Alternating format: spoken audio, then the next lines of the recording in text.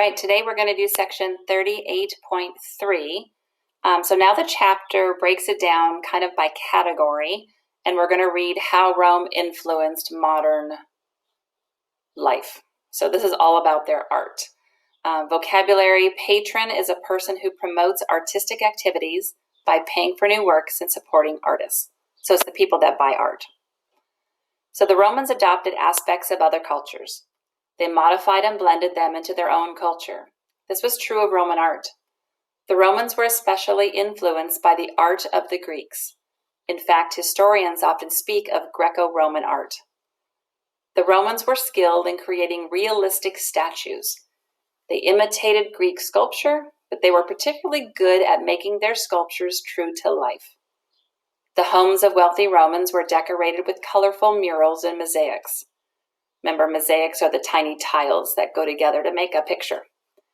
Again, the Romans took existing art forms and made them their own.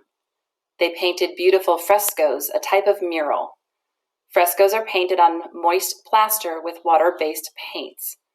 If you think about downtown Ferndale, on the sides of buildings, we have paintings sometimes of different scenes. Those could be considered a fresco.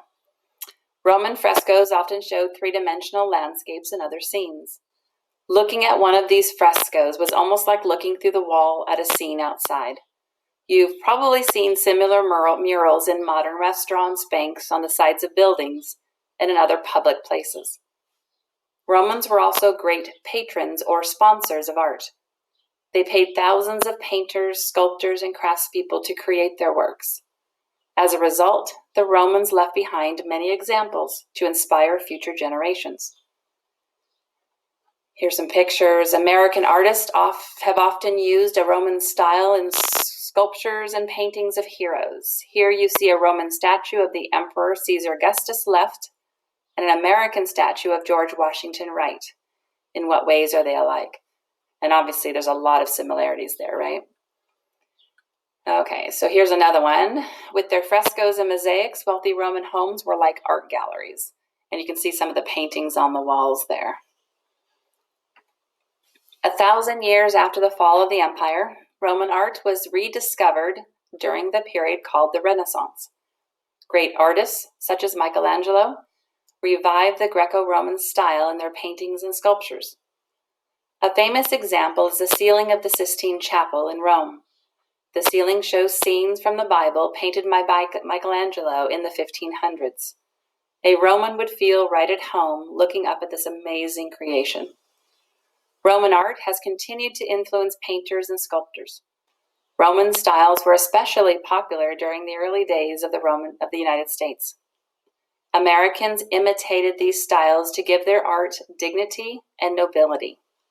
For example, many statues in the capital, Washington, D.C., reflect a strong Roman influence. The Romans also brought a sense of style and luxury to everyday objects. They made highly decorative bottles of blown glass. For example, a bottle might be shaped like a cluster of grapes. Romans also developed the arts of gem cutting and metalworking.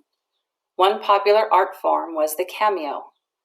A cameo is a raised, carved portrait of a person's head or carved scene. The Romans wore cameos as jewelry and used them to decorate vases and other objects, such as vases. You can find examples of all these art forms today.